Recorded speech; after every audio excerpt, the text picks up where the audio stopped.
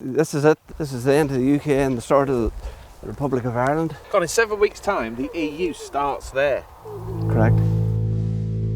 The border right now, it's not real.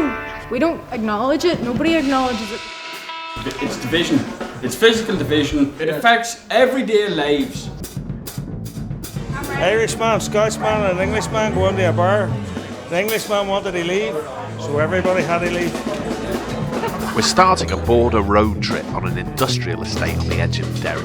Not because of the city's history of violence or its regeneration since the end of the so-called Troubles, but because right now Derry's producing some great music.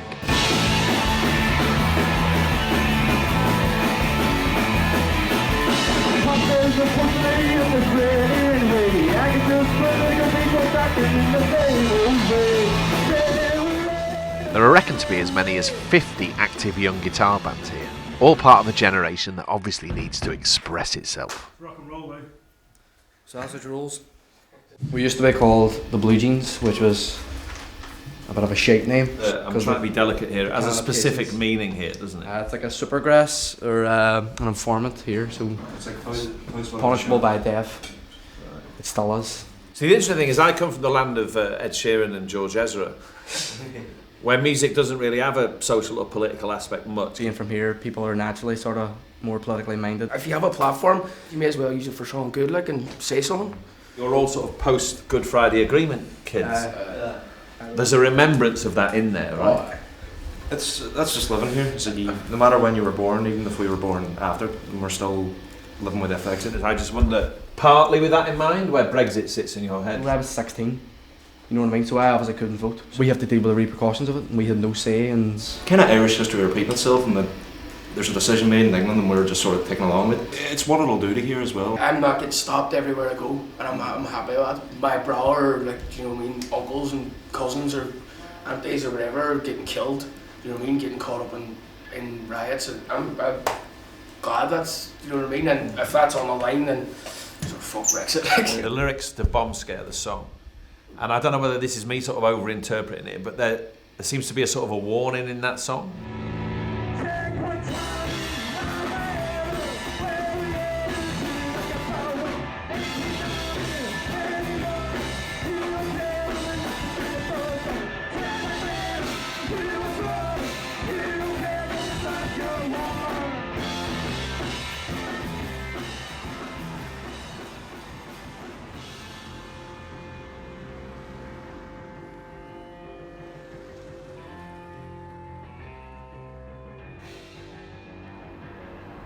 What hits you all the time here is this sense of the past sitting next to the future. I mean, this is historically a sort of loyalist enclave. It's got great big murals on the street, and right in between the murals is a nursery for people just dropping their kids off. It's just an everyday thing, but for an outsider like me, I just feel like the weight of history is everywhere. Well, just standing there looking at that, do you worry about any of that coming back? See, my girlfriend is Protestant, so I'm Catholic, so that doesn't bother me, but I am a bit feared of that, especially if there is a hard border. I'm praying to God that it doesn't come back, for me, especially for my child's sake. Thank you, sir. Excuse me, we're stupid English people. We're in Derry, but we really stupid are. English people. I wonder what you think about Brexit. Oh God. Oh my God, I'm terrified. It's all your fault.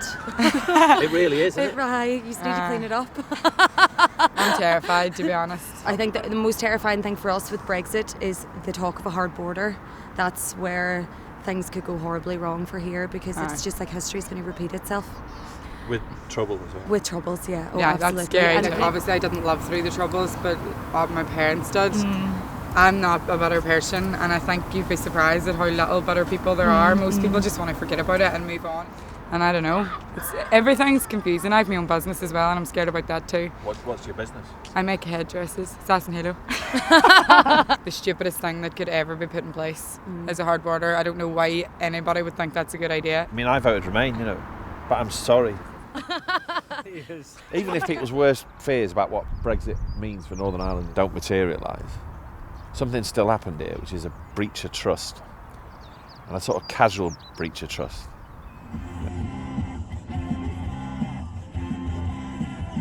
We're now driving all the way to Newry, where Connor Patterson runs a business development agency that's transformed the local economy over the 20 years since the Good Friday Agreement. It's good, this. The full Irish restaurant, a piece of cake bakery, waterproof dog beds, electric gates. You have everything here. The removal of the border is a barrier to the movement of people and goods, liberated Newry. Connor offers to take us to an old customs checkpoint. Who's driving? It's good, I'm driving. To show us the reality behind all the talk of customs, tariffs and differentiation. This is the scale of what has been glibly described as trade facilitation. Right, so let's not mess about. This is what a hard border looks like. Yeah. So will we go in here and have a look around? Just stand and look at it. Look at the scale of it. Vehicles parked up here in their hundreds, and this is back in 1988 when we had very little cross-border trade. They had to reverse into these bays, and customs officers would physically check to ensure that what the traders said was in those containers actually was what was in those containers. And if there's a question of non-compliance, which is the history of this region, it isn't just about smuggling. It's about rolling corruption of wider society, where society opts out from compliance with the state. That's what happened here. People didn't pay their TV licenses, didn't apply for planning permission. It's full of ghosts, isn't it, this book? But consigned to a past that we thought we had left behind for good. The creation of the single market in 1992 made this place redundant.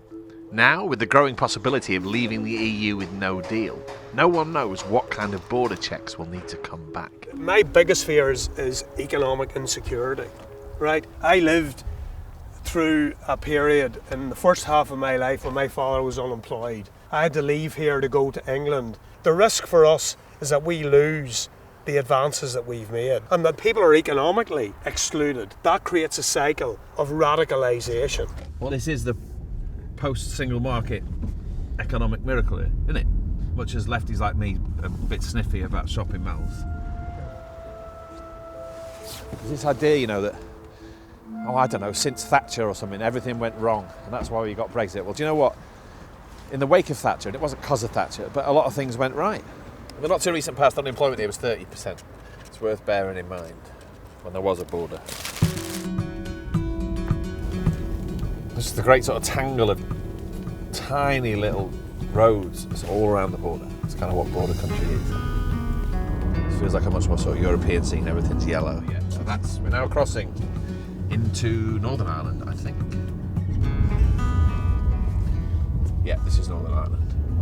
You will note, however, there's no sign saying welcome to the UK or any of that. Why are there signs? There's no signs for it. I mean, what do you need a sign for? Well, it's always nice to know where you are, isn't it? The border is now just to our left. So the border is now over there. There's a sort of kink in it which comes very close to this road in about 15 seconds' time. Yes, we're back in the Republic now. I'll just make it clear as well, but oh no, I'm heading south, aren't I? I haven't looked at it yet. That's the border. So I think we're now in the UK. Bear right, then the destination is on your right. Well, there's one aspect of the politics of Brexit right there. Unity referendum now.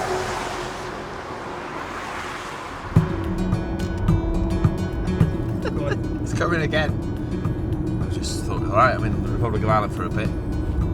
3, 2, 1. I'm in Northern Ireland again. This is it. This is the end of the UK and the start of the Republic of Ireland.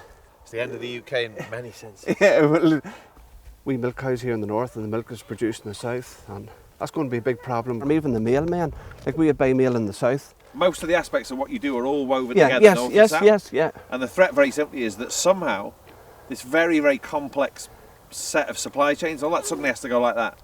Us, the people that are on the border who are going to be most affected by it, are the forgotten people of Brexit. Theresa May will tell business leaders in Belfast this afternoon that she can secure a Brexit deal and avoids a hard Irish border.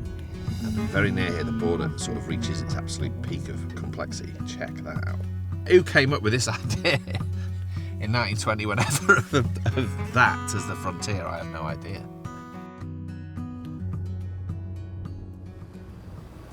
Right, we just arrived in Clonus, just inside the Republic of Ireland, right on the border. It's freezing. Right, we're off duty in a minute. I'm nearly 50 and I acquiesce in all your crazy schemes. Hello, James. How you doing? Hiya. You been filming? Yeah. Can you guess what about? Brexit, no doubt. Live it? Yeah, I run this bar. It's a very uneasy sort of atmosphere. Nobody knows what's going to happen. And what is Clonus like? It's a great wee town. It is. Now it's took a hit lately. You should be in for a pint later. I'll come in for a pint later. Right, lads. No sweat.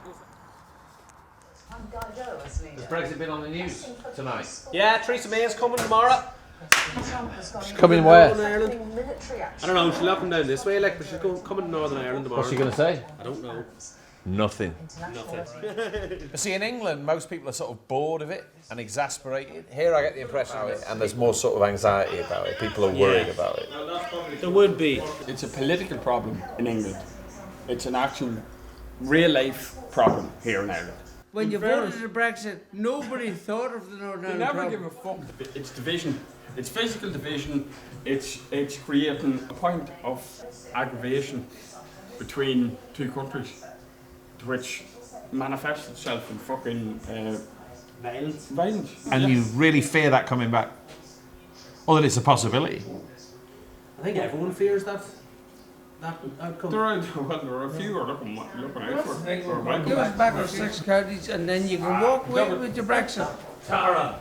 You want to leave? Leave. Give us back our 6. Listen, hold on a minute. We can't run the 26 we have. I know. Right, well then what the fuck are we going to do with another 6 now? Come on. I totally get it that over in England, the border issue, it's not in the forefront of their mind. You know Should what I have mean? been, though. Yeah. It affects everyday lives. It affects the fucking people that want to fucking create business, to want to fucking live amongst this shit they've imposed upon us.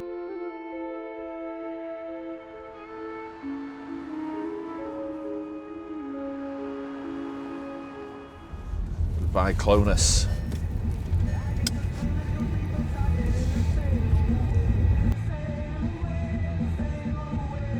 We're heading to Enniskillen, which, though majority nationalist, is still politically mixed. It's also the constituency home of Arlene Foster. Arlene Foster, whose office is here, is very pro-Brexit. Yeah. How do you feel about that? Don't agree. I think if she had her way, she'd have a hard border, and you know, nobody wants that. Unionists and nationalists. Yeah, most of my friends are nationalists, like, and I'm unionist technically. Do you know what I mean? So you were born and raised in a unionist community. Yeah. But I'd rather if we all, Ireland went back to the way it was. Well, United Ireland. Yeah. Wow. Yeah. And has Brexit got something to do with that?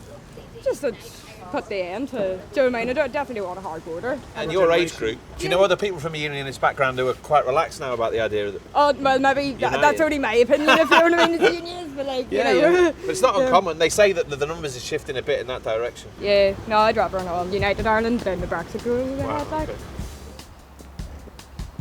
Well, that's a big part of the story. That's the constituency office of the leader of the Democratic Unionist Party, who's dead against the backstop and in favour of Brexit. What am I meant to ask him? So just be honest and say, I got a film full of anti-Brexit nationalist voices, I need a counterbalance. Yeah.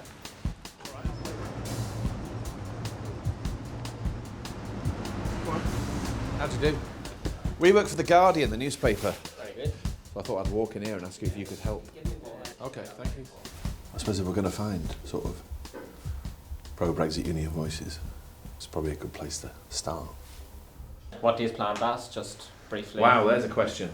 See, now look at how he's put me in the spot. Go on ahead. To give you an idea, right, for the last 3 hours, when the rain has permitted, all we've done is walk up and down here, and if people will talk to us, we just shoot the breeze with them. That's it. Honestly.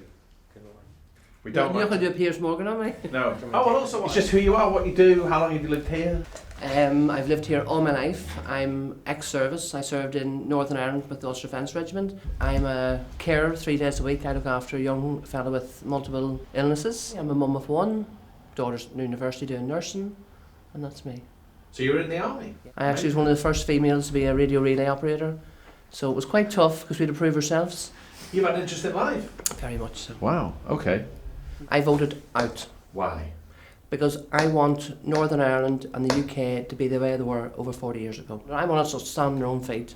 I think it's just it's blowing it up and people are worried because of what's going on, what the news is portraying. It's actually making things worse. In what way? Tell me, that's interesting. Just people are actually afraid that they think there's going to be walls built between Ireland and Northern Ireland and that men standing with guns and uniform. That's not going to come back. Your vision is what? So Brexit happens, yeah. Sort of nominally there is a border there, but how does it work? I don't see why when Brexit does happen that it's going to be a border that it used to be when the Troubles was here. It's going to be even less than that. It's going to be men in, what do you call them, high-vis vests, checking vehicles, an odd vehicle, maybe not them all, checking the lorries for their documents. What's wrong with that? You don't worry that the Good Friday Agreement was built on the fact that both countries were in the EU and therefore the border was able to be sort of sidelined as an issue, and that's part of the miracle you've achieved during the last 20 years. I don't agree, I'll stop you. I don't even agree with the Good Friday Agreement. I think that when that Good Friday Agreement was made, the Protestant sector were done hard by. You really don't worry that this is a sort of very delicate moment? There are big hoardings up now saying unity referendum now and all this stuff. Not in my day. There'll never be a United Ireland. These are the 6 counties of Northern Ireland. This country was fought for, and it's there now, and it will always be Northern Ireland. I never wanted a United Ireland. If there was a United Ireland, I'd stand back and I would get my uniform back on, and I would stand firm with the British. Like, everyone bleeds red.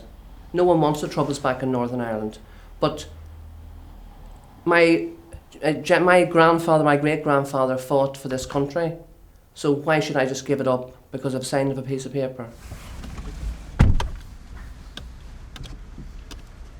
It's a different voice, a different perspective. That's a very sort of resolute, uncompromising take on it, and I think in the midst of things as delicate as the history and present of Northern Ireland, God, that sort of sensibility. It's not like there isn't a version of that on the other side, of course, but it's quite something to hear that.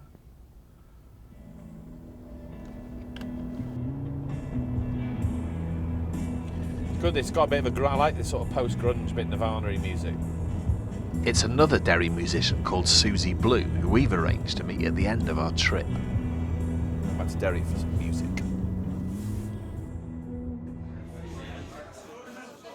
We're in Sandino's, the sort of beating heart of radical Derry. Why are there so many bands here? Because I think that the young people have something to say. So we've had 3 days on the road. To drive back with your music on, and a rainbow appeared. Yeah. I don't want to embarrass you here, but your music has simultaneously quite a melancholic, but also a sort of undertow of hope. The lyrics are quite sad, but the melody tries to keep you upbeat for the things to come and knowing that we can change it.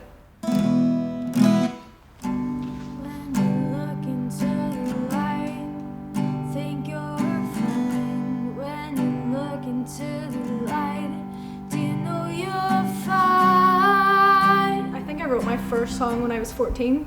It felt like it was the only way that I was able to say stuff in a poetic way to everybody, but also they did not have a clue what I was saying to them. So I still got the release of a way of coming out without coming out. Wow. I definitely sing about being queer, which is a big deal in Northern Ireland. It's illegal to get married. I think Brexit puts an extra strain on it. We were just dealing with those things, and now we have this extra thing where we might have a hard border or a soft border. If you have a sense of hope about the future of here, I don't know whether you do. Do you not? I do. Tell me about it. Well, I have a feeling that the LGBT plus community and the women of Ireland are going to help us in the north achieve equality and body autonomy just like they have. I know that Ireland is going to unite in a different way. It's a backward step, Brexit, isn't it? And it's worrying.